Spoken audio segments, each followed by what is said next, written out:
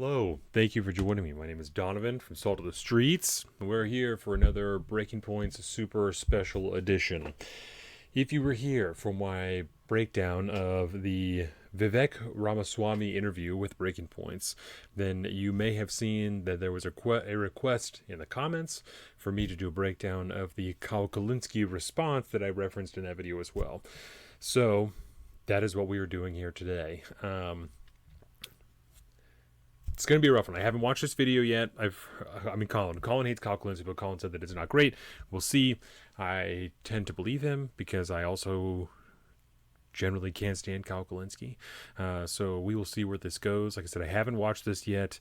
So we're going to jump into it together. Before we go any further, of course, I want to remind you to like, subscribe, share the video, tell everyone about it. You can find me at Salt of the Street on Twitter and at alpaca_Donovan on Instagram. Colin, my co-hosters at Big Bird Alfie on both those things. You can find all of this at saltofthestreets.com, including our own personal social media. I am at just said that already, including our Patreon, patreon.com/saltofthestreets. You can become an executive producer just like Zeke. With that, we can switch over to the desktop cam. Well, you can see this again. Eventually, I'm going to be a good producer, and we will watch this video. We'll go ahead and get, let's see, we'll get a beer going. Oh, we jumped too far ahead. Hold on. We will go ahead and get a beer going. Actually, we're going to need a double for this one. I have a feeling. We are prepared. We have our water because it's 90 whatever degrees in Washington. We have our double IPA, which I'm not a huge fan of, but I'm going to need it. Got the low. Got all the things. So without further ado, let's just jump right into it. Sorry, I guess I can't say that. Phil DeVrico says that, right? Okay, well, let's watch this. Over at Breaking Points. And of course, full disclosure, as you all know, Crystal is my wife, so I'm a little biased in these segments here, but nonetheless, I think the commentary... If you're biased, you shouldn't be making the video. That's just how I feel. I mean, if you're openly biased about it, you shouldn't be making videos about your wife, especially when she's destroying things. This isn't a good look to begin with. You just should never have made this video. I'm about to deliver is fair. They interviewed Vivek Ramaswamy, who's of course running for president. Did he say that so that we know that it's fair? I'm about to deliver is fair. Hold on. They interviewed Crystal and Sagar over at Breaking Points, and of course, full disclosure, as you all know, Crystal is my wife, so I'm a little biased in these segments here, but nonetheless, I think the commentary I'm about to deliver is fair. I guarantee that it's not. I guarantee that it's not. Guarantee that it's not. There's not a thing that I could say them about my wife that would be unbiased. It's impossible. I love her to death. I am as objective with her as possible. If I was going to make a video about her to 1.03 million subscribers, there's nothing that I'm going to say about her that's going to be completely unbiased. This was a bad idea. They interviewed Vivek Ramaswamy, who's of course running for president. He surged in the polls recently on the Republican side. He's now tied in some states with DeSantis. DeSantis slipped all the way to 12%. Vivek surged to 12%. So here we are. So he's having a little moment in the sun here. He's enjoying it. But Crystal and Sagar did a phenomenal job grilling him on policy questions. So let's watch him. They really didn't, though. If you haven't seen it, go back, watch the other video. They really didn't. It wasn't good. Break it down. One of the more controversial things that you've put forward. They shouldn't. Okay. I know I'm stopping already a lot. I'm going to try not to do that a whole bunch. This is a thing that Breaking Points does too, where they speed things up double time when they're watching stuff. I don't know why that is. For Breaking Points, they try and build this false sense of time constriction, like they don't control everything that they're doing, like they don't have the ability to make a segment longer or shorter depending on what they want. Supposedly they're crowdfunded. I don't know. I'm not saying that they're not, but if they get all of their money from individual subscribers, why are they not able to control the length of their content entirely? Because they're meeting some type of arbitrary deadline for production? That seems very silly to me. So this isn't good. And on the other hand, I also think it's almost like, because Sagar will talk about how he listens to things, 1.5 or 2 times. I think it's to I'm so smart I can consume information twice as fast as the average person would, which just comes off as really douchey to me. forward is a proposition that to be able to vote under the age of 25, you would either have to serve in the military or to pass a test. Why? Vape You know, a decent bros. portion of the people who are watching the show, you do a Vape lot of bros. online shows are actually below the age of 25. What makes is me the wanna case stop to them vaping. to deprive them of their right to vote under the U.S. Constitution? First of all, this would require a constitutional amendment. So you're absolutely right that the current constitutional state of affairs, this is not something that I'm talking about, is a law. Let me actually share with you, Sagar, this has been distorted many times over, what the heart of my proposal actually is, and then build into that. Nothing you said was inaccurate, but let me get to the heart of the motive. What I've said is every high school student who graduates in this country should have to pass the same civics test that each of our parents, I'm going to presume, had to pass. Yes. In order to This is a side comment. It's a very odd thing for me to be watching a video of someone watching a video and I'm making it. Because I'm looking down at my screen, watching him looking down at his screen, knowing that he's watching this. This is a weird.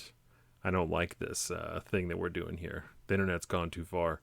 to become citizens of this country, right? Every immigrant has to pass in order to become a citizen of this country. I think I'll stand by and wait for a good argument. I still haven't heard of one for why high school students in this country, when they turn 18, should not have to know the same things about the country. Oh, I hope that he a has one. naturalized citizen we demand them to know as well. And so now let's talk about actually a legal structure we already have. Age 18 to 25, young men in this country have to already register. You did it, I did it, I'm sure. Yep. Selective service registration on pain of criminal penalties. You have to register for the draft.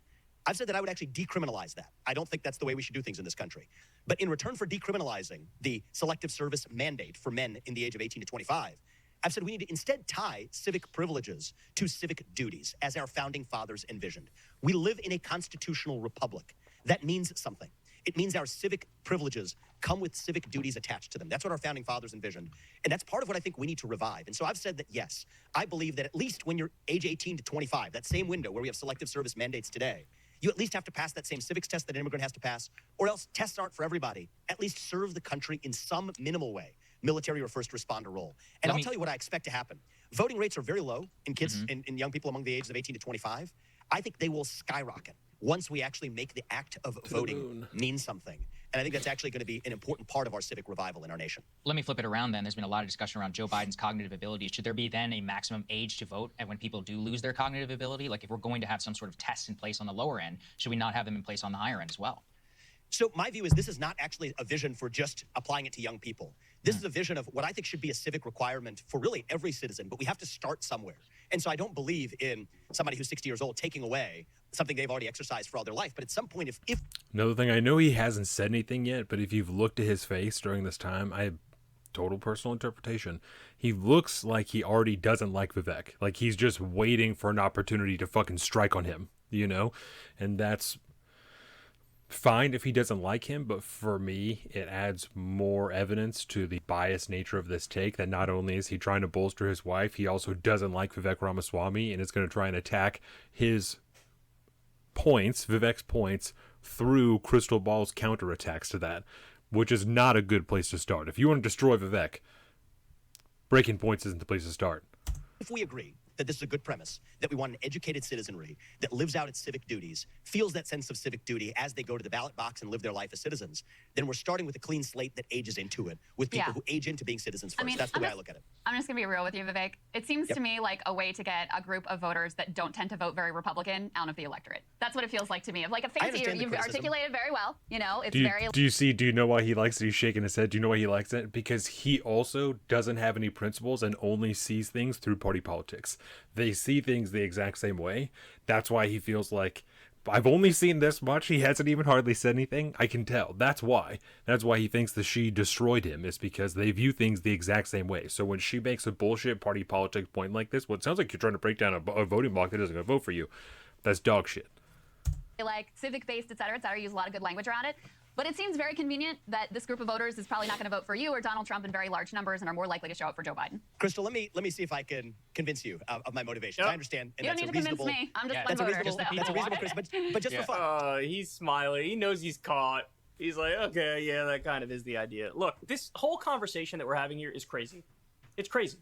We've had poll tests. Caught in what? Caught in what? The only way you can be caught is if you're proposing some type of false idea that you don't believe in, right? Again, this shows us 2 points, right? This underlines 2 points. Not only are they so far in party politics that they don't believe that someone can put forth a genuine a genuine idea that they actually think might benefit the country. They believe that you can only put forward something that you think is going to get you votes and get you into office, which is a really disgusting way to view the country if you wanted to go anywhere. So that also tells me they don't want the country to succeed. It also underlines, again, that they don't give him any credit at all. He's new to politics. He's been a businessman up until this point. We don't have any reason to believe that Vivek Ramaswamy is just a bold-faced, disgusting liar like we've seen other politicians being. But for some reason, we're assuming right off the bat that he's going to benefit from something that he actually can't benefit from. So let's hear what the rest of what he has to say before I fucking go too hard. Tests before in this country. We've had them. Go read the history of poll tests. The whole purpose of it was voter disenfranchisement, in that instance particularly for minority communities. That was the whole point. They pretended like, oh no, this is about high-minded civic duty and learning about the country, and oh yes, this is very basic stuff that we're doing here. Wrong. That wasn't the point. Because who's going to administer the tests? What are their biases? How do you come up with a perfectly objective test? Why are we even having this conversation when the whole idea of voting is it's supposed to be a right? Shit. Okay, there's a lot of things to break down there. First of all, voting isn't a right. We've talked about that. It's a privilege. If someone can take it away from you, it's not a right. It's a privilege. If someone is giving you options to vote for, this is a privilege. You don't have choices here. They are false choices. This is a false premise. They're fucking lying to you. Second of all, oh, Jesus Christ. Okay, the voting test. Okay. Yes, if you're handing it out to minorities with the intent to try and get minorities to not vote, of course it's not honest. If you're giving it to everybody who graduates high school and becomes an adult in this country, I don't see a way in which you can argue that this is being applied unfairly. It's a completely fair point, and we addressed this when Josh Keaton was on it, or when he was in the chat and talked about this. The question of who makes the test, that's a totally valid question. Totally valid. That I will not disagree with. I don't know who makes that, and that is a question that Vivek, and whoever, if he wins, whoever makes this policy will have to answer, is who's going to make these tests. But this concern lies with every test that has its roots in the federal government, and that goes all the way down to the tests that your children take in school. Who makes these tests? Who decides? When I was in school, right? Which, let's talk like when I was in fifth grade, would have been 2005, 2006. We still had names like fucking LaShonda and whatnot in the books because they're thinking that this is like inclusive. This is making people feel like everyone is being represented in textbooks. Who makes these things, right? That's not PC. That wasn't even woke at the time before woke was a thing. That's just nonsense that they're doing. It's racist. That's reverse racism. Not even, that's just racism implemented in schools. The question of who makes these tests is completely valid. Not coming from someone like this who has no fucking principles. Not a privilege. You shouldn't need a permit. It is a privilege. Permit, it comes from the word permission. You shouldn't need permission to exercise rights. The whole point of a right is that it's off the table.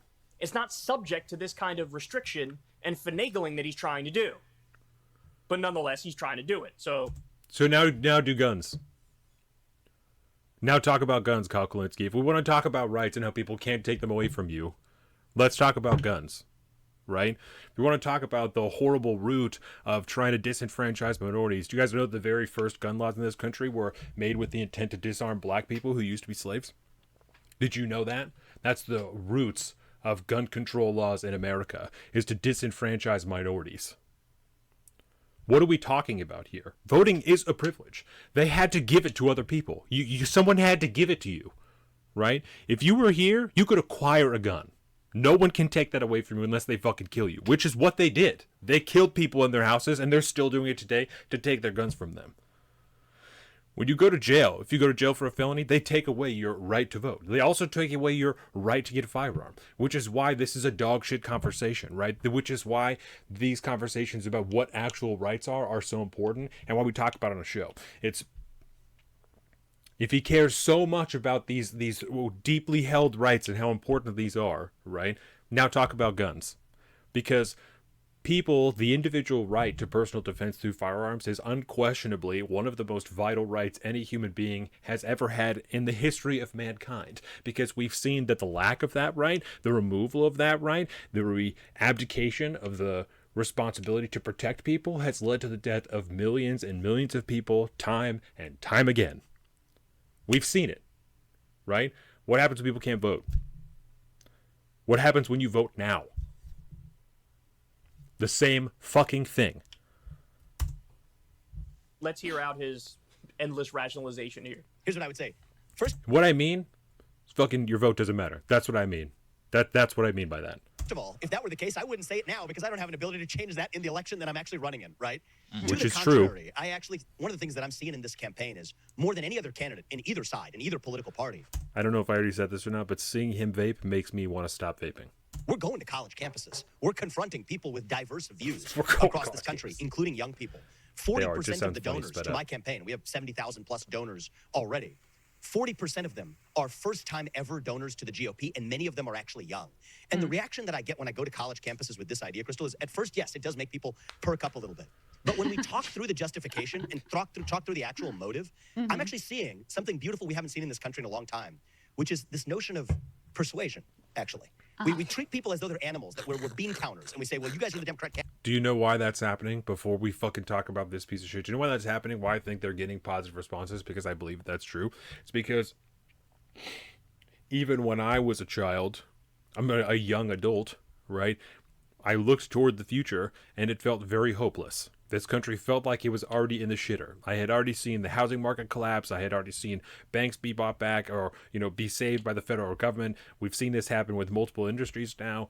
I don't blame anybody younger than me who's now an adult coming into voting age who feels like a return to founding ideals and might be the way to go. That maybe we've steered a little bit further away from again, those same founding ideals than our founders had originally intended. I don't blame any youth for feeling that way, and I think that it's very reasonable and understandable that that's starting to come back. Camp. You guys in the Republican camp, you're in the black voting bloc, you're in the Asian voting bloc, divide people up, vote bank politics. Yeah. And there were a bunch of animals that jump up to a bone, like a dog jump into a bone for its treat. No. In other words, people are loving the idea that we're putting more hurdles in front of them when it comes to voting. They love the idea. No, if anything, we should go in the exact opposite direction. We should have automatic... No, he's saying that people are loving the idea of being forced to understand the country and how it works to take fucking part in it. That's what he's saying. voter registration across this entire country. So you don't have to fill out a form. You don't have to do anything. You just, as soon as you hit your birthday, that's it. You're good. You're good to go. That's what we should do. He wants to go in the other direction. And Kyle Kulinski has to know. He must know that every state handles its own voting system. He must know this if he's so fucking educated, right? He must know this. And then it would be obviously questionably constitutional at the very best for the federal government to pass a law that automatically makes everybody registered for voting when they turn 18. Of course, he has to know that, right? He must know that if he's so goddamn intelligent. I am fairly certain that in Washington state, you are automatically registered to vote when either automatically or they give you the option when you get your license, when you do any number of government service involved things, you have the option or are automatically registered to vote. This guy's talking out of his asshole. again, the net end We're 6 result of minutes this is in. going to be What exactly is what you happening? expect. It's like the whole voter ID debate. The whole voter ID debate is like, how do we find a way to limit the voter pool? Because when we do that, data shows that helps Republicans.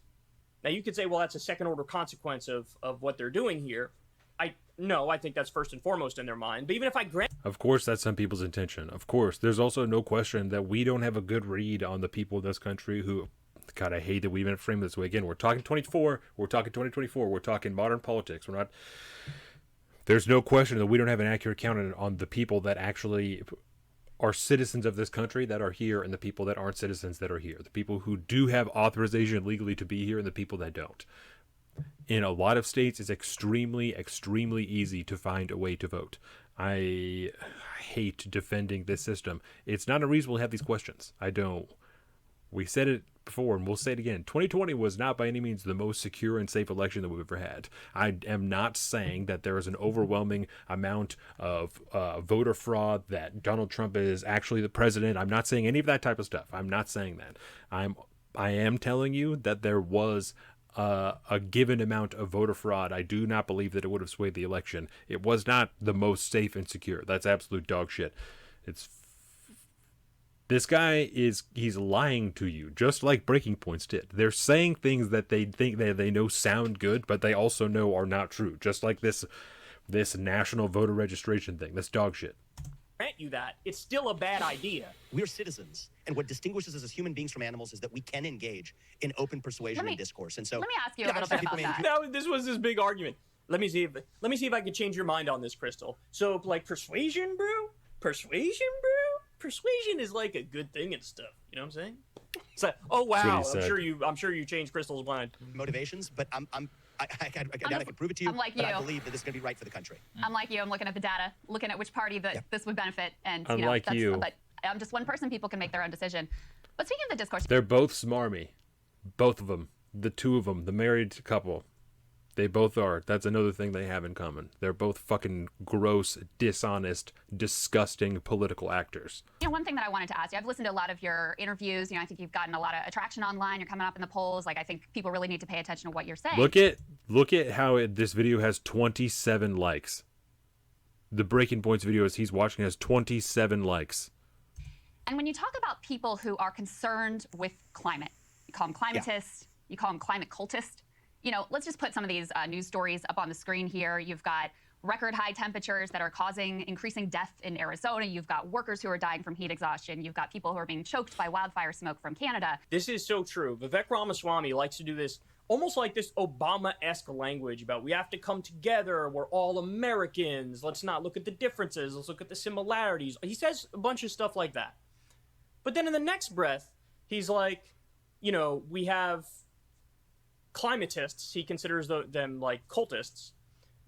People who believe in gender, he says gender ideology. Those people are also like in a religion or a cult. And then he has one other group that I'm working on right now that he considers them like cultists.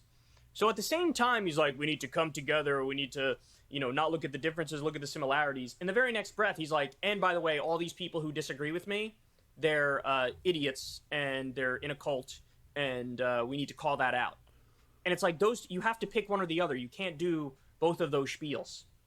Either pick the, I'm going to be incredibly divisive to everybody who disagrees with me lane, or pick the, bro, I'm not divisive. I just want to come together and sing Kumbaya. He tries to do both at the same time and is deeply disingenuous. Okay, so again, the other video that I watched with Vivek was the first interview I've ever watched with him. I've never watched a full interview with him before. I know I've seen parts of episodes of Timcast IRL with him on it, but I've never watched a full interview because I just didn't give a shit what he had to say. So I say that to say that I'm not here to defend Vivek Ramaswamy. That's not what I'm doing here. Barack Obama did lie to everybody. He did lie and say that he was a genuine actor and then came in and did exactly what Bush did. That is true, right? So I would never tell you that the opportunity isn't there for Vivek to do the same thing if he gets into office. The one thing that I think, again, we're missing here, and that I believe Kyle Kulinski knows, is that Barack Obama was a fucking politician. He came from being a senator. That was his job. That was the whole deal to begin with. Again, the door is still open for Vivek to do the exact same thing. I'm leaving it there. That there's a strong possibility that happens. The very fact that he wants to be president is a problem. That should raise red flags on all of us. Anybody wants to tell everybody what to do. But when Kyle is referring to all of these different groups, the different cults that Vivek talks about, from what I heard, it sounds like he's talking about these groups are dividing America. They're working against what he wants to. Not that they don't agree with him. They don't, but I don't think that it's just because they don't agree with him. I think that he believes that those groups are working on an ideology that is dividing America. And in regards to the gender ideology, we've argued the same thing here. It's not just because we don't agree with it. It's because that has Marxist roots that are unquestionable, that are easy to connect to. We've talked about before that we could do if somebody else wants to know about, but these ideologies, the gender ideology, the queer ideology, these type of things, they do have many of the other critical based ideologies. They do have roots in Marxism, and that's their intent, is to spread that ideology. So that's not up for debate. That is verifiable. So if you're trying to further Marxist ideology in the United States, you're actively trying to sow discord here. So I don't think that seems like it makes sense to me. Entire state of Florida that's basically uninsurable at this point. And American people are living this reality increasingly at this point, and an overwhelming majority of them, some 2/3, say, yeah, this is a concern for me. So do you have the sort Their statistics mean nothing. of contempt in your heart for them that comes We've gone over them before, like dozens of times before.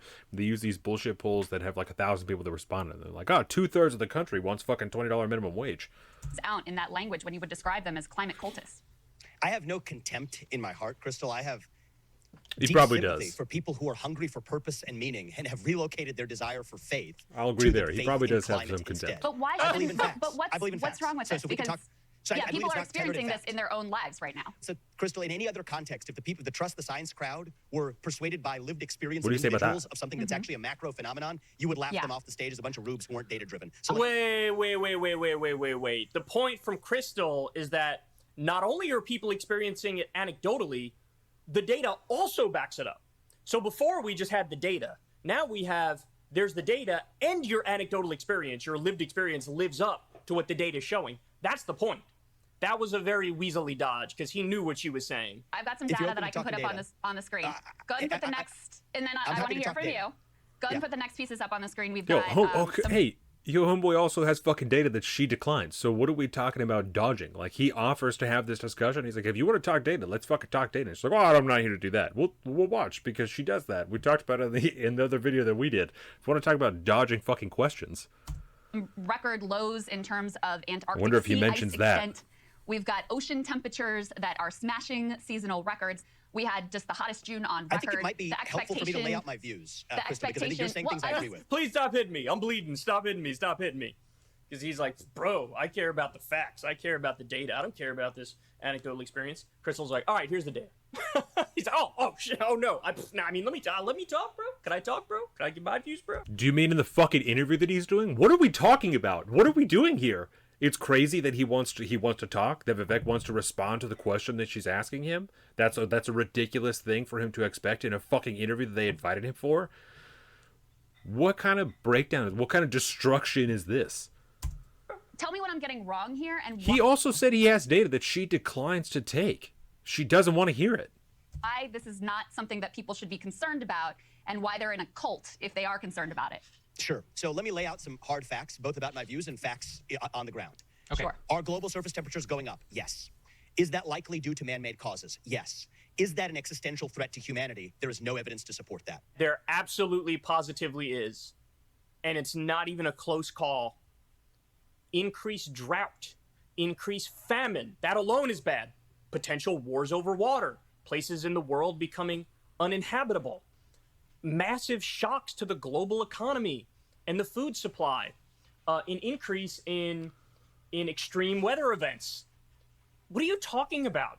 What are you talking about? God, it's so... They've moved the goalpost so many times, the climate deniers. And ironically, even though he's saying people who think climate change is real are in a cult, he's the one who seems to be more in a cult. He swallowed every single talking point from junk scientists who are bought off from Exxon. And the empirical data doesn't matter. The anecdotal experience doesn't matter. He just throws it out the window. So I'm not, said in another video, I'm not a climate guy. I can't debate any of these statistics or whatever that he's thrown out here. I don't want to call them facts because I know that they're supposedly up for debate. I don't know. It's not a... I'm just doing me, bro. I'm just living in whatever weather gets thrown at me. You know, that's just how I'm rolling. I'm adapting, you know, as we move on. So, but again, Vivek offered data that Crystal declined. So I don't think we can say that Vivek is declining the data or is refusing the data or trying to refute it, trying to ignore it, when he also has data that Crystal Ball refused to look at. And by the way, when you talk to the American people on climate change, the overwhelming majority of Americans say, yeah, this is a problem, we should probably do something about it. So by his logic, what, like 70%? Colin also told me, I've been saying out of my ass this whole time, man, when we were fucking kids, it only got to like 75, 80. It was like crazy. And then Colin told me that the average temperature has gone up 2 degrees in Washington State over the last decade, 2 decades, whatever the statistic was from 154. So I don't know, but I know that it's not as simple as it is presented. And I know that statistics from just breaking points we've seen can be spun in any manner of ways. Of the American public are all climatist cultists?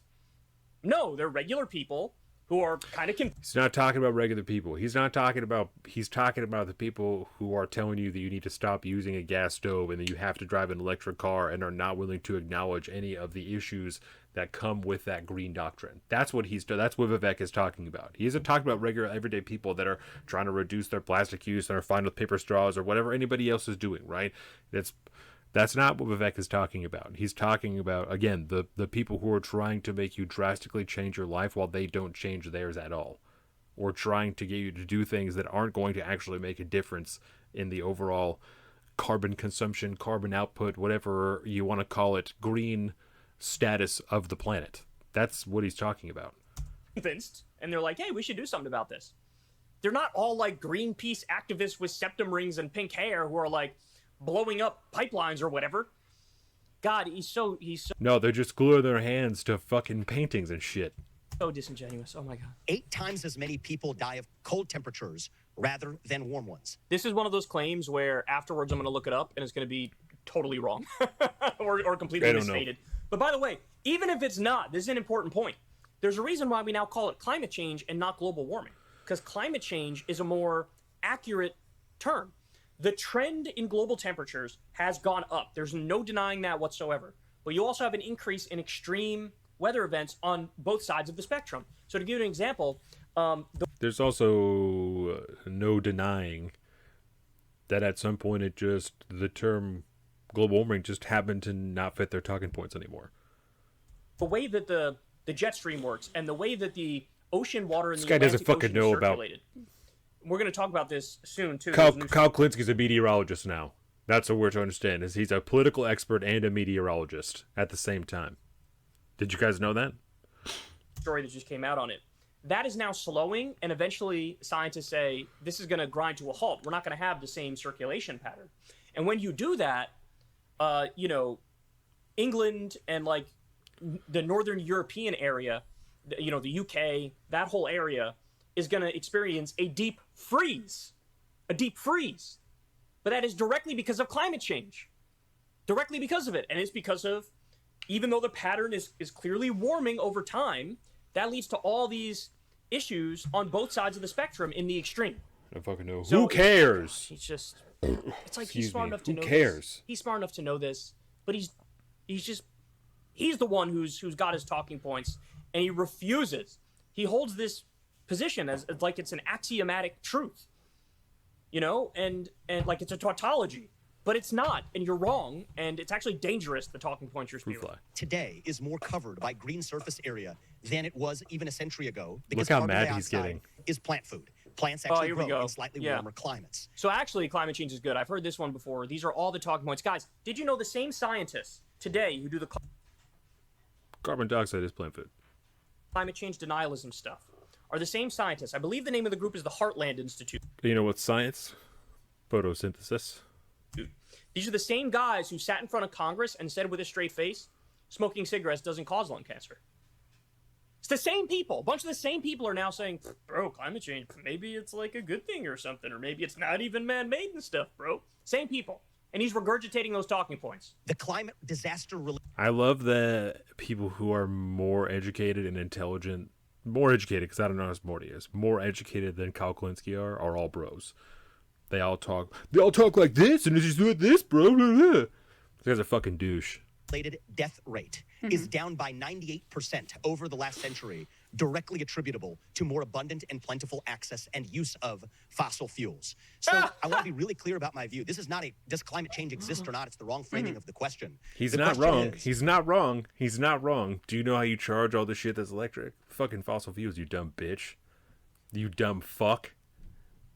Do you know what they use in countries that are anything other but first world countries? Fucking fossil fuels, just like we do here, but predominantly fossil fuels, almost entirely fossil fuels. Other countries, get the fuck out of my face. This guy's an idiot.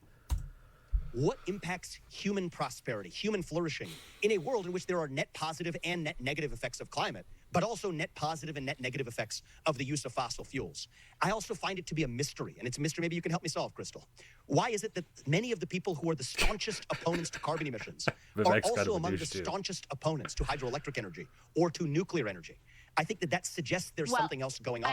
There's Why been the quite a different shift. standards for China? Let And me I just think that there's say- something else going on here. That's my point about there's a religious conviction that goes beyond a commitment to the facts. Let me just say that even Greta Thunberg, who comes in for a lot of criticism as a quote-unquote climate cultist, is now in favor of nuclear energy. I agree with you on nuclear. Greta Thunberg, who doesn't live in America, has nothing to do with any legislation over here, and is a young adult now, was a child when we heard about her. She's completely irrelevant to this discussion. She has nothing to do with it other than the fact that she fits what Vivek would describe as a climatologist or as a climate whatever, ideologist, whatever the fuck he's calling him, right? Climatist, whatever.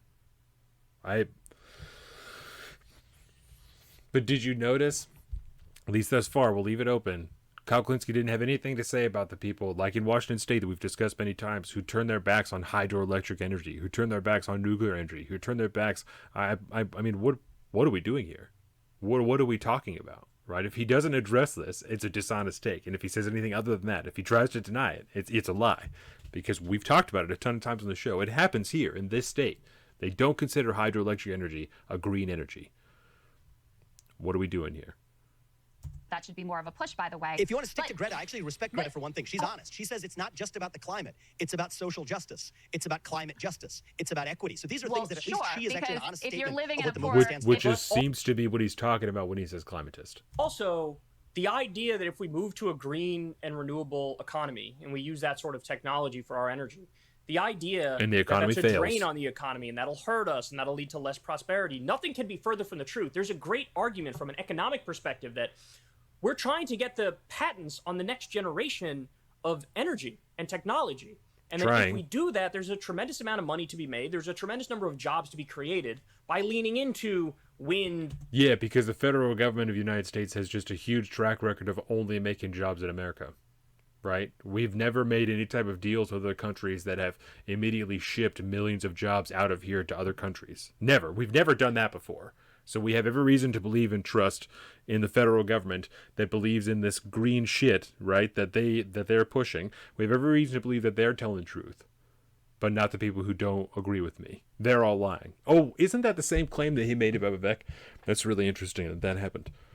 Power and solar power and geothermal and nuclear and any other potential sorts of things on the horizon. The idea that it's a net drain, no, that's bogus. That's not true. And basically, a lot of these Republican politicians, I can't speak for Vivek personally because I haven't seen the numbers on him, but a lot of Republican politicians are simply bought off by big oil and the fossil fuel companies. That's true. Which is why they refuse to move in the right direction, even though it would be an economic boom right on the horizon. It's also impossible that there's an economic argument in the counter, right? That's impossible. Because there's economic arguments that switching to a green economy would be good, right? It's impossible that there's arguments to the counter. And the only people who could possibly be correct, again, are the people who agree with Kyle Kulinski. Isn't that interesting? To be affected by, the toxic plants and bad toxic chemical plants and you're more likely to be dirty affected by water. restraints on fossil fuels is actually what you're likely to be affected by. I wonder People if are you dying have because followed- of lack of access to fossil Right, which is true. If you can't fucking heat your house, if you can't cool your house, if you can't do basic things, if you can't fucking cook, right? All these things that generally lean to fossil fuels, because even if you're talking about electricity, how the fuck do we get electricity, right? Various different ways of getting it. Most of them burn fossil fuels. I wonder if you followed though what's happening in, because you're capitalists, you're a successful business guy, so you certainly understand the way that markets work. You look at Florida, you look at Louisiana, you look at Texas, Colorado, California. These are all places that insurance companies, home insurance companies, are pulling out of because the risk of catastrophic weather, extreme weather, is so I know great nothing now that about it doesn't this. make sense Guarantee for them there's to more insure to these it than marketplaces. that. Florida, you talk about the human impact. Florida is becoming virtually uninsurable because of the lack of home insurance companies that are willing to operate in this state. So I don't know how you can look at the situation right now and say that there aren't already extreme costs being imposed on people, not to mention workers who are falling out from heat exhaustion, et cetera. So, Crystal, I don't take my facts on the climate change debate from what the home insurance market is actually doing. In many ways, that's distorted by the same climate cult manifest through the ESG movement. Or they've crunched the numbers. They know they'll lose money because all they care about is the bottom line. All they care about is their money. So they're like, these places are uninsurable because we know there's going to be disasters. We know the sea level is going to rise. We know these people are screwed, and we're not going to lose money on that. BlackRock states Again, it's impossible that he's wrong, right? It's impossible that they could actually be influenced by these different ESG policies. Do you see how fucking arrogant he is?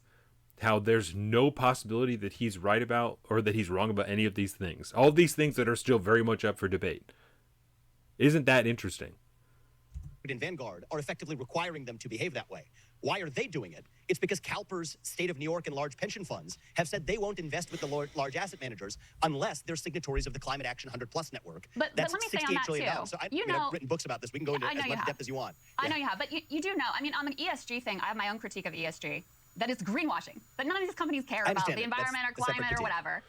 There are studies that show that the funds and the companies that claim ESG and they're all about, et cetera, they're actually dirtier than the other companies. So in a sense, you've won on that front. But Sagar has a question for you. I don't want to monopolize all the time, and I know that you have a limited amount of time for us as well. Actually, my last question for you, Vivek, is on Mexico. You've talked and been shared you can a lot have the of the last that we've had question here on Ukraine, about the military-industrial complex, about pursuing things that are not of our strategic interest. But you've talked on your website about using the military to annihilate Mexican drug cartels. I know previously you had at least rhetorically opened yourself up to an invasion. So, I mean, what are you going to send America's sons and daughters into Mexican territory? Before we go any further, we talked about this in 154. I don't agree with the policy, but I understand how you get there. I understand the thought process. I understand how you get there. Don't agree with it. Understand how you get there. What military resources are you going to use? Are we going to declare war on Mexico? How is this all going to work? No, we're not going to declare war on Mexico. My top objective is to get Mexico to take care of its own problems. Sagar, there is a fundamental difference between what's happening with the drug cartels in Ukraine. What's happening in Ukraine does not affect the lives of Americans here on American soil. Yet. What's happening with the Mexican drug cartels in Mexico does. So that's just a fundamental difference. Yeah, and the way to address that is to legalize, tax, and regulate drugs and put the cartels out of business. In the same way that the problem during Prohibition was because alcohol was illegal. You had the mafia, and you had criminal enterprises making a lot of money, and there was violence in the streets because alcohol was illegal.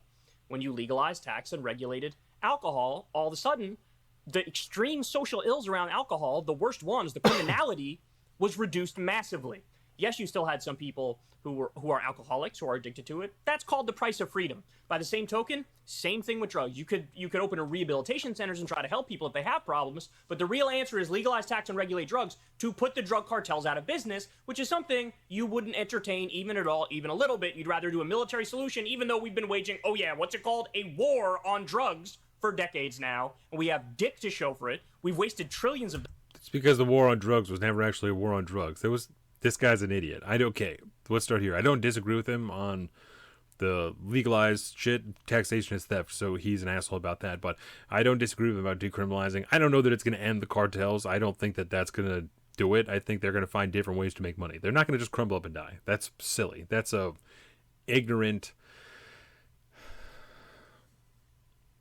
suburban viewpoint on the way that criminal syndicates operate and what the lengths they will go to sustain themselves. So I don't think that he is correct about that. He is also... He's not wrong. The war on drugs didn't do anything. But again, he's misleading you by not telling you that that was started by the federal government with the express intent to control the people. That it was to try and lock up more people of a certain color. It was to try and put more people in jail and control the populace. So he's not wrong, but he is lying to you still. dollars. We have dead bodies piling up everywhere, and the cartels are stronger than they've ever been before. Absolutely, I don't want to. Declaring war on Mexico would be a boneheaded idea. You do say so here's what I would do. On your website, though, on your website, you do say use our military to annihilate Mexican drug cartels. So what does that entail? And the Mexican drug... You got caught speeding hard.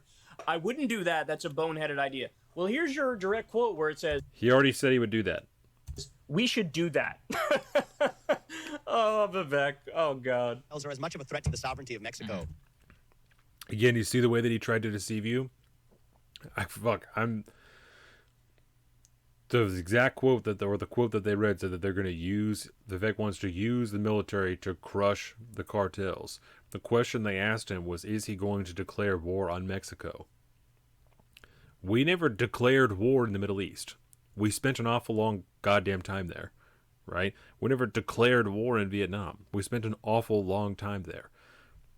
So this is a very silly argument for him to be making. He's digging for ways to try and make this an actual destruction by breaking points.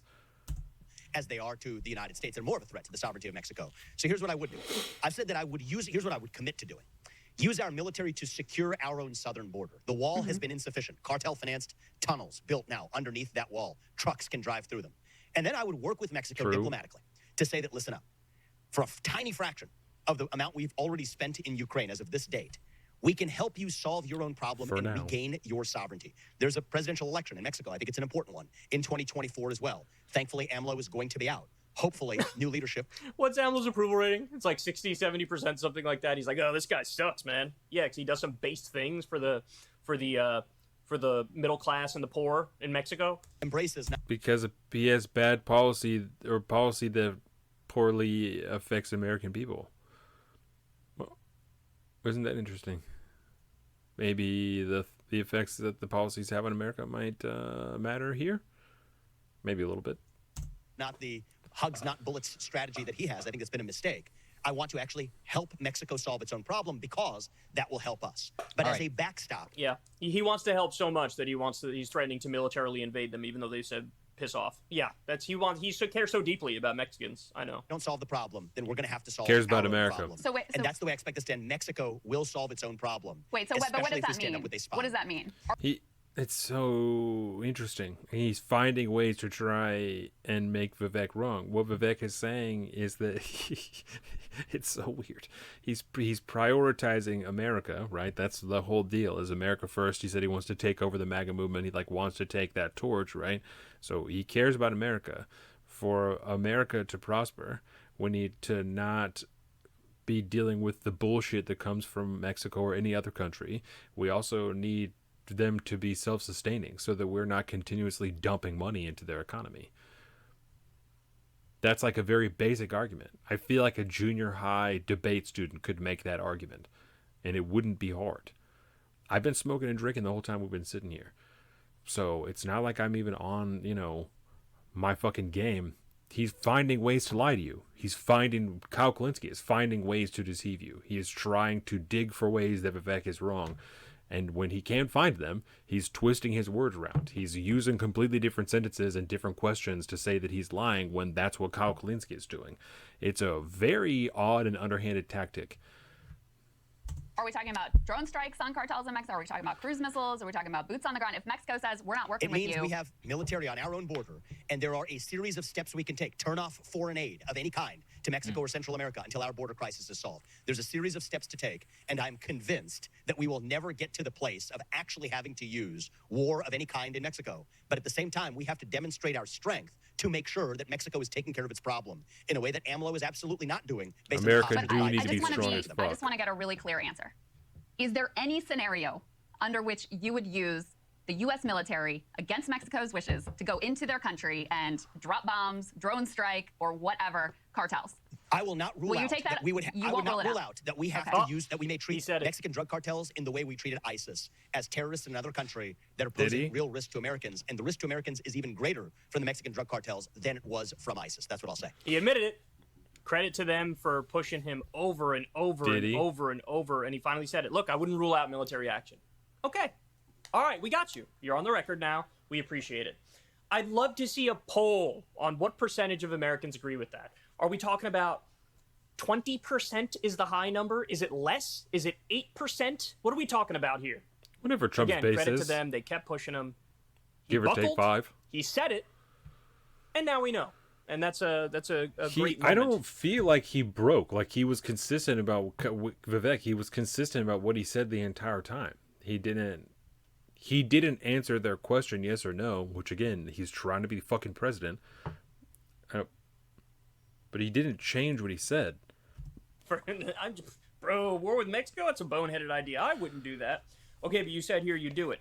I wouldn't really do that. I'd maybe do some things that might be short of that, but kind of like that, but not really that. Okay, but it says right here that you would do it. So do you see again? Do you see again how he's changing the words around so that he can be right and Vivek can be wrong?